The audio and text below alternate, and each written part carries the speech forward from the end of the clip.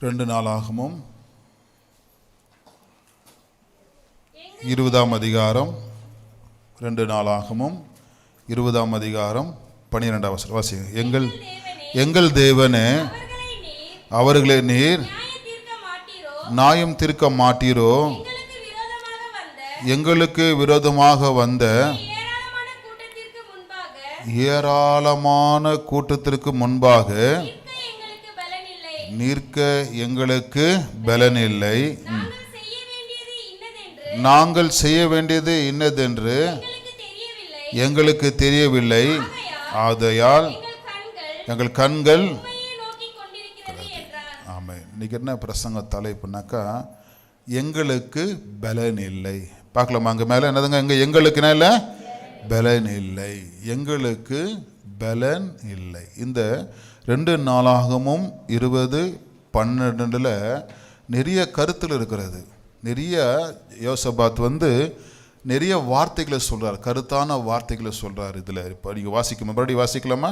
2 நாளாகமும் 20ஆம் அதிகாரம் 12ஆம் வசனத்தை வாசிக்கலாமா? எங்கள் தேவனே, அவர்களை நீர் நியாயம் தீர்க்க மாட்டீரோ? எங்களுக்கு விரோதமாக வந்த இந்த ஏராளமான கூட்டத்திற்கு முன்பாக நிற்க எங்களுக்கு பலன் இல்லை. எங்களுக்கு தெரியவில்லை. ஆகையால் உண்மையே எங்கள் கண்கள் நோக்கி கொண்டிருக்கிறது. இந்த வார்த்தை வசனம், இந்த ஒரு இதில் எவ்வளோ வார்த்தைகள் சொல்கிறார். அதில் ஒரு வார்த்தை தான், எங்களுக்கு என்ன இல்லை, பலன் இல்லை. யுத்தம் பண்ணுறதுக்கு பலன் இல்லை. அதான் இந்த வசனம் படிக்கும் பொழுது இந்த வார்த்தையை ஆண்டவர் எனக்கு உணர்த்தினார். அவர் சொல்கிறாரு, எங்களுக்கு என்ன இல்லை, பலன் இல்லை. ஒரு யுத்தம் வந்துடுச்சு பாருங்க. இவங்க நல்லா சமாதானமாக வாழ்ந்துங்கிறாங்க. பல தேசத்தார்கள் ஒன்று சேர்ந்து வந்துட்டாங்க படையெடுத்துட்டு.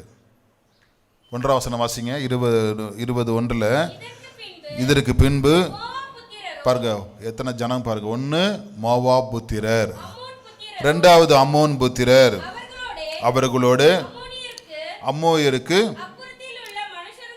அப்புறத்தில் உள்ள மனுஷர்கள் கூட யோசபாத்துக்கு விரோதமாக பார்த்தீங்களா, 3 கூட்டத்தார் ஜனம் ஒன்று சேர்ந்துட்டாங்க.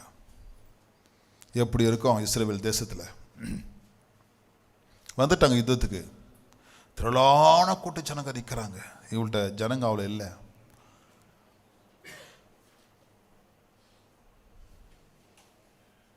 ஒரு பெரிய ஒரு போராட்டம் ஆரம்பிச்சிடுச்சு.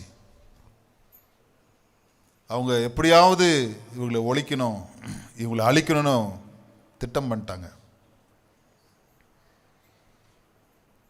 இந்த 3 பேரும் பெரிய பலவான்கள். யோசபாத் அப்படி பயந்துட்டார் பாருங்க. கீழே வாசிக்கிறோம். சிலர் 2ஆம் வசனம் வாசிங்க. சிலர் யோசபாத்தை நோக்கி, ஏராளமான ஜனங்கள் சீலிருந்து வருகிறார்கள், இதோ அவர்கள்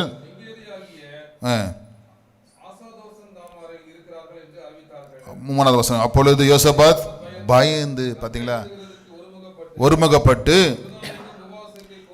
உபாசத்தை கூறி வைத்தான். பயந்துட்டா. அப்படி 3ஆம் வசனம் சொல்லுது, பயம் வந்துருச்சான் பாருங்க. ஏன்னா ஜெயிக்க முடியாது, ஜெயிக்கிற பலன் இல்லை. இவங்களோட பல மடங்கு அவங்க அதிகமாக இருக்கிறாங்க. பல மடங்கு அவங்க கூட்டம் பெருசு. அதனால சொல்றா அப்படி, எங்களுக்கு பலன் இல்லைன்ட்டா. அப்படி உபவாசம்தான், ஜபந்தான். இந்த பூமியில் வாழ்றதுக்கு போய் நம்மளுக்கு பலன் இல்லை, பணம் இல்லை, வசதி இல்லை, பெரிய சொத்துக்கள் இல்லை. நமக்கு ஒன்று ஜபந்தான், கர்த்தர் தான். Praise the Lord. யாரை திரட்டுறது கூட்டத்தை ஜெயிக்கிறதுக்கு? இந்த ஜனங்களை வச்சு எப்படி போகிறது? எங்கள் நாடு அழிஞ்சிருச்சுன்ட்டா. அப்படி ஒன்று கர்த்தாவே நீர் தான்ப்பா எங்களுக்கு. பலன் இல்லைன்ட்டா. அப்படி ஆண்டவர்கிட்ட முட்டி போட்டா. அப்படி அதான் பாருங்க, அந்த இமேஜ் பார்க்குறோம். முட்டி போட்டா. அப்படி ஆண்டவரே, நான் ஒரு ராஜாவாக இருக்கிறேன், இந்த தேசத்தை எப்படி நடத்துது எனக்கு தெரில. அந்த 20 வசனம் பாருங்க, 12 வசனம். எங்களுக்கு விரோதமாக வந்த இந்த ஏராளமான கூட்டம், என்ன கூட்டமா? ஏராளமான கூட்டம். முன்பாக நிற்கிறதுக்கு பலன் இல்லை. எப்படி யுத்தம் பண்ணுறது? நிற்கிறதுக்கே பலன் இல்லையா? போய் நிற்க முடியாதான். என்னங்க எதுக்காக வந்தீங்க அப்படி நிற்கிறதுக்கே பலன் இல்லையா? நிற்கவே முடியாதான். அப்போ எப்படி யுத்தம் பண்ணுறது? சில பார்க்கும் பொழுது எல்லாம் அப்படியே விசுவாசத்தெல்லாம் அப்படியே பல என்ன சொல் இதாகிடும். சோறு வந்துடும், ரொம்ப அதிகமான சோறு வந்துடும். ஒன்று நினச்சிக்கங்க, உங்களுக்கு கர்த்தர் தான் பலன். அல்லேலூயா. கர்த்தர் தான் நமக்கு பலன். இங்கே யோசபாத்து ஆண்டவர்கிட்ட சொல்கிற, எங்களுக்கு பலன் இல்லை ஆண்டவரே, பலன்லாம் போயிடுச்சு. இருந்துச்சு கொஞ்சம், இவங்களை பார்த்தோன்னா சில பலனும் போயிடுச்சு. ஒரு செய்தி கேள்விப்படும் பாருங்க, நல்லா இருப்போம், அப்படியே கீழே விழுந்துருவோம். டிவியில் நியூஸில் பாருங்க, மரண செய்திகள்லாம் அப்படியே கீழே விழுந்துருவாங்க. அவங்க இன்று நிற்க முடியாது. நல்லா இருப்பாங்க பாருங்க, கேட்ட உடனே கீழே விழுந்துருவாங்க. அந்த செய்தி பெரிய யுத்தத்தை காட்டில் மோசமானது. அதை இங்கே யோசப்பா சொல்கிறாரு, எங்களுக்கு பலன் இல்லை ஆண்டவரே. ஆண்டவர்கிட்ட அர்ப்பணிச்சுட்டு அப்படி எதுக்கு நம்ம ஆராதனைக்கு வரோம்னாக்கா, நம்ம கர்த்தர்கிட்ட அர்ப்பணித்து வாழ்றதுக்காக வந்துருக்கோண்டிருக்கிறோம். அல்லேலூயா. நம்மளுக்கு பலன் இல்லை இந்த பூமியில் வாழ்கிறதுக்கு. விலைவாசி எங்கேயோ போயிடுச்சு. இப்போ நகை வாங்கவே முடியாத ஆயிட்டுக்குது. அந்த அளவுக்கு ஏழைங்களாம் வாங்க முடியாது.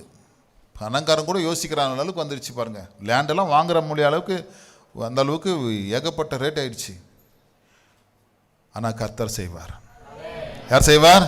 கர்த்தர். அந்த விசுவாசத்தை கொண்டு வரணும். யுத்தம் பண்ணுங்க. அந்த வசனம் சொல்லுகிறது 21 வசனம் வாசிங்க. 21 வசனம். பின்பு 21, பின்பு அவர்கள் ஜனத்தோடு ஆலோசனை பண்ணி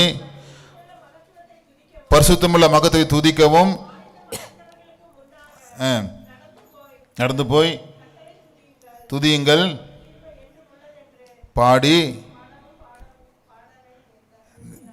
அவர்கள் பாடி துதி செய்ய தொடங்கின போது யூதாவுக்கு விரோதமாய் வந்த பதிவிருந்த அம்மோன் புத்திரரையும் மோவா புத்திரையும் சேயீர் மலதேசத்தாரையும் ஒருவருக்கு விரோதமாய் ஒருவரை கர்த்தர் எலும்ப பண்ணியதுனாலே அவர்களே வெட்டு உண்டு. கைதரலாமா? அவர்களே வெட்டு உண்டு. 3 பேரையுமே அடிச்சுக்கிட்டாங்க. 3 பேர் ஒற்றுமை குழஞ்சு போயிச்சாங்க. 3 பேருக்குள்ள சண்டை வந்துருச்சு. அவருக்குள்ளே பொறாமை பெருமை வந்துருச்சு பாருங்க. அவங்களே அடிச்சுட்டு கீழே விழுந்துட்டாங்க. கர்த்தர் அவங்களே மோத வச்சிட்டாரு. அந்த 3 தேசத்தார் ஒன்றா வந்தாங்க பாருங்க. அவங்களுக்குள்ளே சண்டை வந்து போய் பார்த்தா எல்லாம் செத்து போயிட்டு கெடுக்கிறாங்க. கர்த்தரை துதிக்கிறவர்களுக்கு அற்புதம் நடக்கிறது. கர்த்தரை ஆராதிக்கிறவர்களுக்கு அற்புதங்கள் நடக்கிறது. கர்த்தர் பெரிய காரியங்களை செய்கிறார். அல்லேலூயா. அல்ல பலன் இல்லை. என்ன சொல்லுப்பாங்கன்னா இல்லை பலன் இல்லை. ஏன் பலன் இல்லைன்னு வாசிக்கும் பொழுது 20 உபாகம் 28:32 அங்கே சொல்லப்படுகிறது. ஏன் பலன் இல்லை? உபாகமும் தர்ம உபதேச காண்டா உபாகம் 28:32 உன் குமாரரும் குமாரத்திகளும் அந்நிய ஜனங்களுக்கு. நீ கர்த்தரை நம்பாம, சபையை நம்பாம, பைபிளை நம்பாம, உன்னோட முட்டி ஆயுதம் ஜபத்தை அதுக்கு முட்டி போடாம அந்நியரை நம்பினாக்கா அவர்களை பார்த்து பார்த்து பூத்து போகும். கையில் பலன் தான் இருக்கும். அந்நியரை பார்க்கக்கூடாது. அவங்க பணக்காராக இருக்கிறாங்க, அவங்க நல்லா இருக்கிறாங்க, அவங்களுக்கு சொத்து இருக்குது, அவங்க அப்படி நீ பார்த்தா நீ உங்களுக்கு பலன் இல்லாமல் போயிடும். ஏன் நமக்கு பலன் எல்லாம் போதும்? இருக்கிற பலனும் போயிட்டு தெரியுமா? பைபிளை பார்த்து நம்ம வாழ்றதில்ல, கர்த்தரை பார்த்து வாழ்றதில்ல. யாரை பார்த்து வாழ்கிறோம் நம்ம? அவங்க நல்லா இருக்கிறாங்களே, அவங்க அப்படி இருக்கிறாங்களே, அவங்க அநேகமாக சம்பாதிக்கிறாங்க, ஒன்று ஆண்டவர் விட மாட்டார். அவங்க அசுத்தத்தில் இருப்பாங்க, ஆண்டவர் விட மாட்டார்.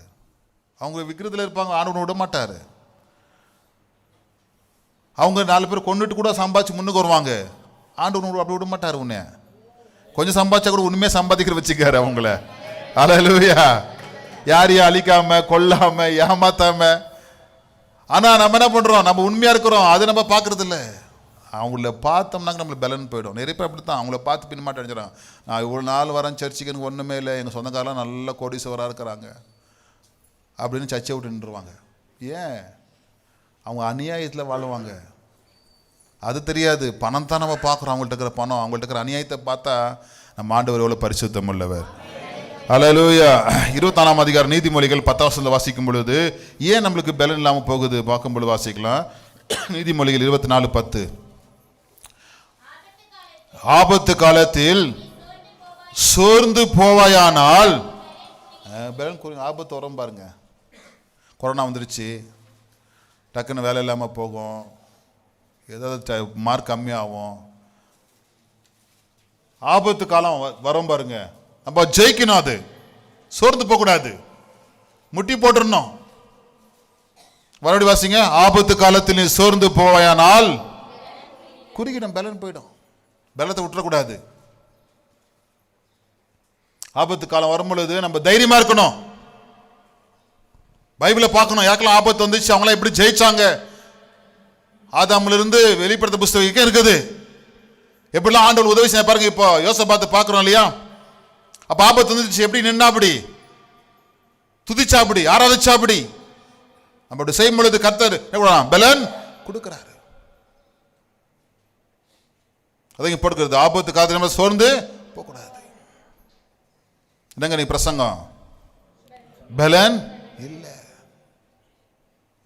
ஒரு 3 பாயிண்ட் சீக்கிரமாக பார்க்கலாம். ஃபர்ஸ்ட் பாயிண்ட்டு, ஏன் பலன் இல்லாமல் போகுது? இதில் இன்ட்ரோடக்ஷனாக பார்க்குறோம். சோதனையினாலே பலன் இல்லை. என்ன இல்லையா? சோதனையினால் பலன் இல்லை. 1 சாமுவேல் 30ஆம் அதிகாரம் 3ஆம் வசனம் வாசிக்கலாம். 1லிருந்து வாசிங்க. 1 சாமுவேல் 30ஆம் அதிகாரம் 1லிருந்து வாசிங்க சிஸ்டர். தாவீதும் 3ஆம் நாளிலே சில்காக்கு வந்து சேகரத்துக்குள்ளே அமலேயர்கர் தென்புறத்து சீமையின் மேலும் விழுந்து கொள்ளையடித்து சுட்டெரித்து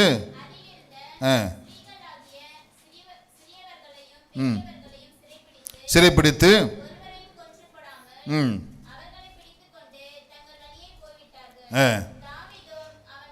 தாவீதும் பாருங்க, பாருங்க, தாவீதும் அவன் மனுஷரும் அந்த பட்டணத்துக்கு வந்தபோது பார்த்தீங்க, தாவீதுடைய இடம் வந்து அக்கினால் சுட்டெரிக்கப்பட்டிருக்குது. அமெரிக்கர் வந்து எல்லாம் கொள்ளையடிச்சிட்டு போயிட்டான். இவங்க இல்லாத நேரத்தில் அவங்க எங்கே வேற எங்கேயும் தூத்துக்கு போயிருந்தாங்க. தாவீதும் மனுஷர்கள்லாம், ஆண் மக்கள்லாம், புருஷர்கள்லாம் போயிட்டு இருந்தாங்க. பெண்களும் பிள்ளைகளும் இருக்கும் பொழுது அமெரிக்கர் வந்து எல்லாம் எல்லாத்தையும் பிடிச்சிட்டு தூக்கி போயிட்டான், சுட்டெரிச்சிட்டான். சுட்டெரித்து வாசிங்க. என்றும் தங்கள் மனைவிகளும் குமாரர்களும் குமாரத்திகளும் சிறை பிடிக்க கொண்டு போறார்கள் என்று கண்டார்கள். அப்பொழுது தாவீது அவனோட ஜனங்களும் பாத்தீங்களா, அழுகிறதற்கு தங்களில் பலன் இல்லாமல் போக மட்டும் பாத்தீங்களா, பலன் இல்லையா. அந்த ஆபத்தை பார்க்குறாங்க. அவங்க வீடெல்லாம் எரியுது, மனைவி இல்லை, பிள்ளைங்க இல்லை. பிடிச்சு போயிட்டான் அமலேக்கர் வந்து பார்க்குறாங்க, யாருமே இல்லை. அந்த கிராமமே எரியுது பாருங்க. எப்படி அழுதாங்களா அந்த சம்பவத்தை பார்த்துட்டு? அழுகிறதுக்கு என்ன இல்லையா, பலன் இல்லையா. எப்படி இருக்குன்னு சம்பவம் யோசித்து முன்னாடி வச்சு பாருங்க, கண்ணுக்கு முன்னாடி எல்லாரும் கீழே அப்படியே விழுந்து அப்படி அழுறாங்களா. வீடு போயிடுச்சு. இப்போ யார் எங்கே போனாங்கன்னு தெரியாது, எப்படி பிடிக்கிறதுன்னு தெரியாது. தாவீது சொல்லப்படுறது, தாவீதும் அவன் மனுஷன் எப்படிலாம் அழுதாங்களாம். பலன் இல்லையா, பலன் இல்லையா.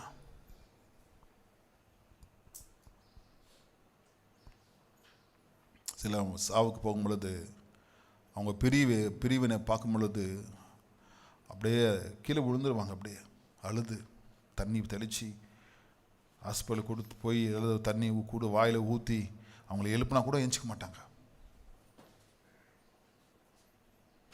அந்த அளவுக்கு பலனை இழந்துருவாங்க சோதனை வரும் பொழுது. தாவீது அப்படித்தாங்க, அழுகிறதுக்கு பலன் இல்லையா அந்த சோதனையை பார்த்துட்டு. இதெல்லாம் ஏன் உங்களுக்கு சொல்கிறேன்னாக்கா, நம்ம பலனாக இருக்கணும். அதாவது சொல்லுங்களேன், எப்படிங்கண்ணா கீழே வசனம் பார்க்கும் பொழுது முட்டி போடுறா அப்படி, ஆண்டவரே என்ன ஆண்டவரே செய்யணும் ஜபிக்கிற அப்படி. கத்த சொல்கிறாரு, நீ தொடர்ந்து பின் போ. அவங்க போயின்னுக்கிறாங்க, நீ பிடிச்சி திருப்பி வருவேன்றாரு. போகிற அப்படி போய் யுத்தம் பண்ணி அவங்கள துரத்தி அடித்து அவங்கள திருப்பின்னு வரா அப்படி. யாரை? அவங்க மனைவி பிள்ளைகள்லாம் கொண்டு வராங்க. இந்த அதிகாரத்தை படித்து பார்த்தாக்கா தெரியும். அது தாவீது சொல்கிற சங்கீதத்தில், சங்கீதம் 6:2 வாசிங்க. நிறைய சங்கீதத்தில் பலன், என் மேல் இரக்கமாயிரும் கர்த்தாவே, நான் அழுது அழுது பலன் போயிடுச்சு, என் பிள்ளைங்க இல்லை, என் மனைவி இல்லை, என் வீடு எரிக்கப்பட்டிருக்கிறது. அதை சொல்ற அப்படி, நான் பலனற்று போனேன், என்னை குணமாக்கும் கர்த்தாவே. நடுங்குது இந்த செய்தியை கேட்டு, எலும்புகள் நடுங்குது. பாட்டை எழுதுறாருங்க. சங்கீதம் 38:8 வாசிங்க. சங்கீதம் 38:8. சங்கீதம் 38:8. நான் பலனற்று போய் மிகவும் நொறுக்கப்பட்டேன், என் இருதயத்தின் கொந்தளிப்பினால். இந்த சம்பளம் பார்த்து நான் பலனற்று போனேன். சங்கீதத்தில் நீங்க அதிக சங்கீதத்தில் ஒரு பார்த்தாக்கா ஒரு 30-40 வசனங்கள் மேல இருக்குது கர்த்தரின் பலன் சொல்றார் தாவீது. நீங்களும் சொல்லணும் கர்த்தரின் பலன் சொல்லுவோமா? அதான் ஒரு பாட்டு, நீரே என் பலன் ஒரு பாட்டு இருக்குது. அல்லேலூயா.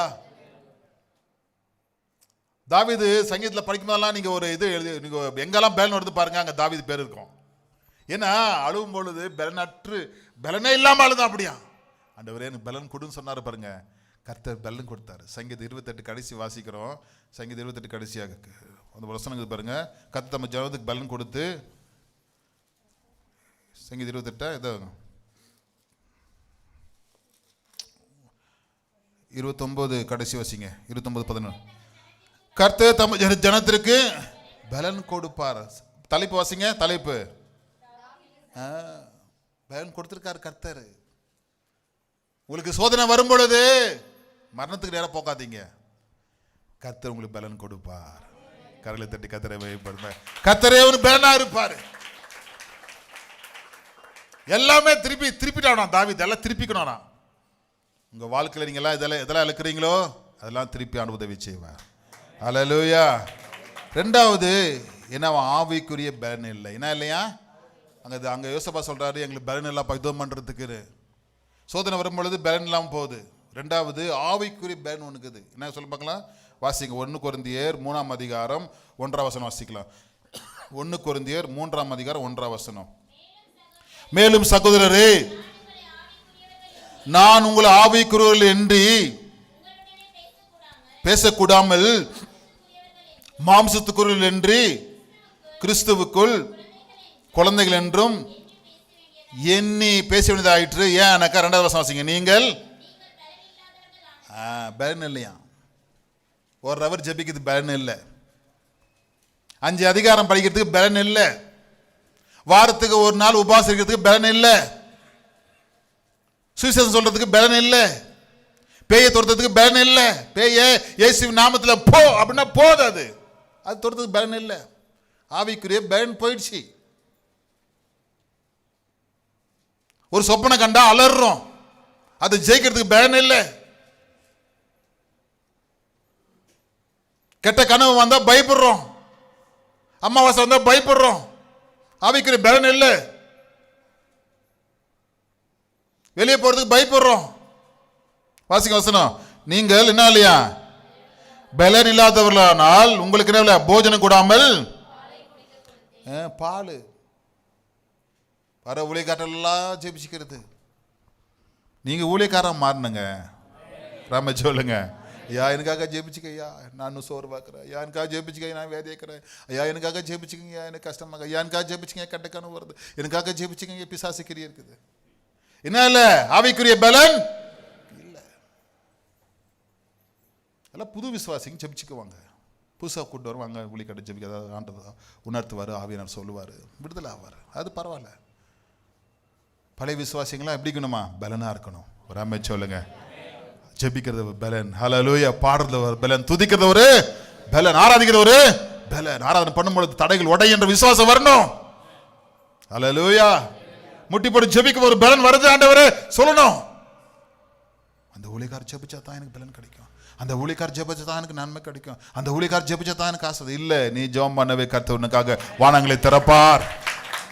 நீ ஜெபம் பண்ணவே கர்த்தர் அற்புதங்களை செய்வார். ஹல்லேலூயா. வாசிங்க. பலன் இல்லை உங்களுக்கு.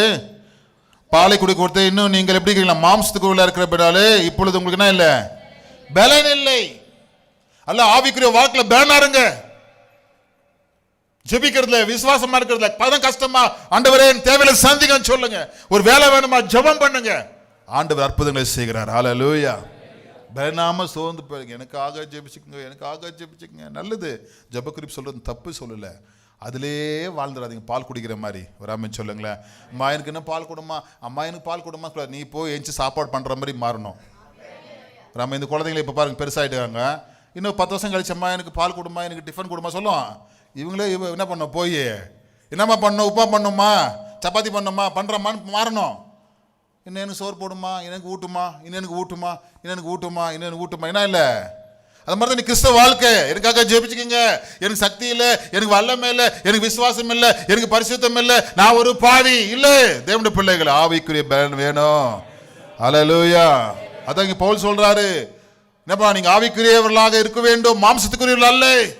எனக்கு பிசாசு தாக்கும், எனக்கு கஷ்டம் வந்துடும், எனக்கு வியாதி வந்துடும், எனக்கு அது வந்துடும். இல்லை, வந்தாலும் நான் ஜெயிப்பேன். துதி செய்யும் பொழுது எல்லாம் உடையும். எதை விசுவாசிக்கிறீங்க? ஹல்லேலூயா. அதுதான் பலன். அதான் பலன் இல்லைங்க சொல்றது. நல்ல பலன் ஒரு பால் குடிக்கிற மாதிரி ஆகிடும். பாருங்க, இந்த பாருங்க, அந்த ஊழி பெரிய அவருக்கு பால் கறி முக்கியமா பால் முக்கியமா அவருக்கு? அங்கே பாருங்க என்ன முக்கியம் அவருக்கு? பால் முக்கியமா கறி முக்கியமா? கறி வச்சுட்டு மட்டன் வச்சுட்டு என்ன சாப்பிட்றாரு இப்போ அவரு? பால் குடிச்சுங்கிறாரு. பால் பத்துமா அவருக்கு? குழந்தைக்கு தான் பால் போதும். புது விசுவாசி தான் பால். நீங்கள் பலமாக சாப்பிடணும். எப்படி சாப்பிடணும்? பலமான. ஹல்லேலூயா. என்ன இன்னைக்கு பிரசங்க தலைப்பு என்ன? இல்லை, எங்களுக்கு ஃபர்ஸ்ட் பாயிண்ட் என்ன? சோதனையால் ஆவிக்குரிய.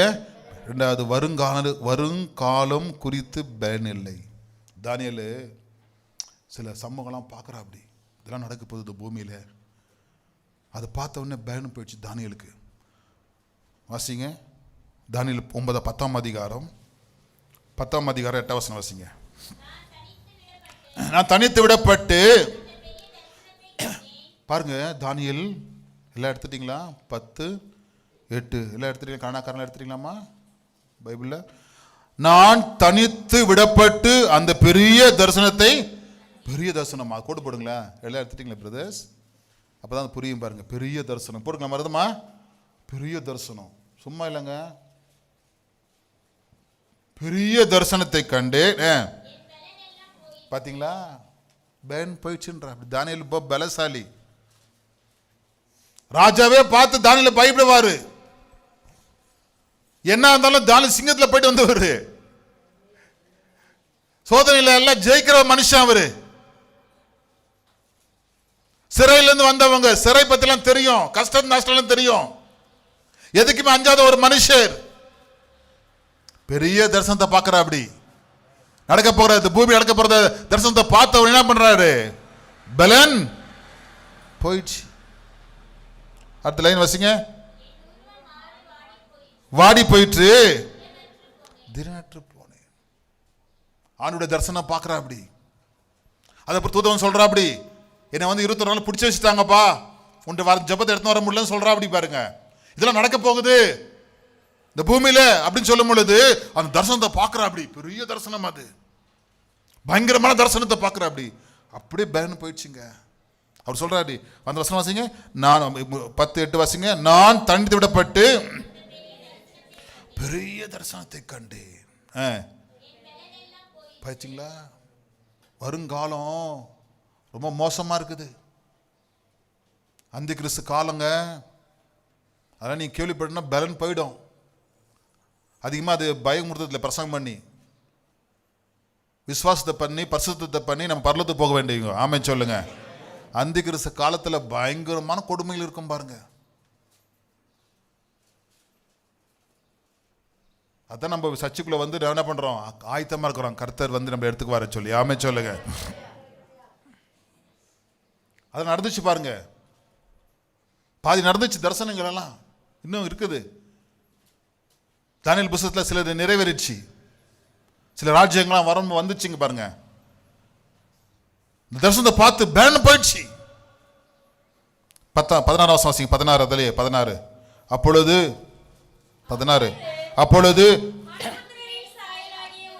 ஒருவன் தொட்டான், பேசி ஆண்டவனே என் மூட்டுகள் புரண்டன. மூட்டுகள், இந்த மூட்டுகள் பாருங்க புரண்டுச்சான். கீழே விழுந்தான் புரண்டோம், ஆக்சிடென்ட் ஆனதான் புரண்டோம். மூட்டுகள் அந்த தரிசனத்தை பார்த்த உடனே எப்படி இருக்கும் பாருங்க. நம்ம பார்க்குற ஒரே தரிசனம் என்ன தெரியுமா? இயேசு கிறிஸ்துவ மட்டும் தான் பார்த்துனுக்கிறோம். அல்லேலூயா. கத்திர மையப்படுத்துவோமா? இது ஒன்று தான் நம்ம பார்த்துனுக்கிறோம். அதெல்லாம் நம்ம நல்லா இருக்கிறோம். இந்த உலகத்தில் நடக்கிறது அந்த தரிசனத்தை பார்த்தா நம்ம மூட்டு கல்றோம். அது வரப்போகுது. 7 வருஷம் உபத்திர காலம் சொல்ற. அப்படி என் மூட்டைகள்லாம் வச்சா புரண்டன. நான் என்ன பண்ண, பலன் போயிடுச்சு எனக்கு. 17 வருஷங்க அடுத்து. ஆகையால் என் ஆண்டவனுடைய அடியேன் பேசக்கூடுவது எப்படி? பாத்தீங்களா? இனி என்னில் பலன் இல்லை. இதெல்லாம் எழுதுன்றாரு. இதெல்லாம் நடக்க போகுது. எழுது, பூமி மேல் வரப்போகுது. எழுது. தேவனுடைய பிள்ளைகளே, நம்ம வாழ்ந்து கொண்டிருக்கிற காலம் கொஞ்சம் கொஞ்சமா உபத்திர காலத்துக்கு போய் கொண்டிருக்கிறது. ஆமென். தண்ணி பஞ்சம் வரப்போகிறது, உணவு பஞ்சம் வரப்போகிறது, மனிதர்கள் காற்று சுவாசிக்க முடியாதற்கு வரப்போகிறது.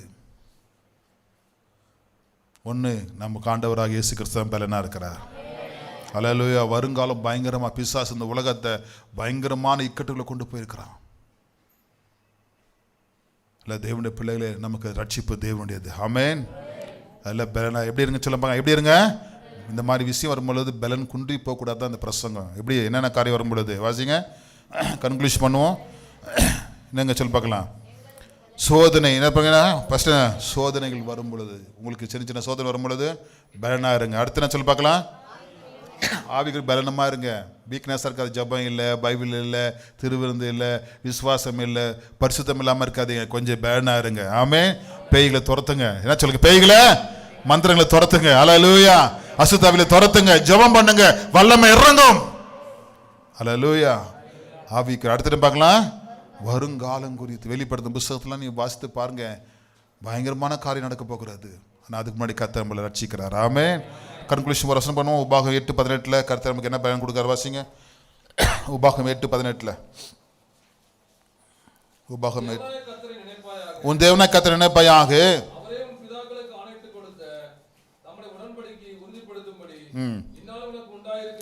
இந்நாள் உனக்கு உண்டாஇருக்கிறது போல ஐஸ்வர்யத்தை சம்பாதிக்கிறதுக்கான பலனை உனக்கு பலனை ஆண்டு கொடுக்காருங்க. அது எப்படிப்பட்ட பலனா? கை தட்டலாமா?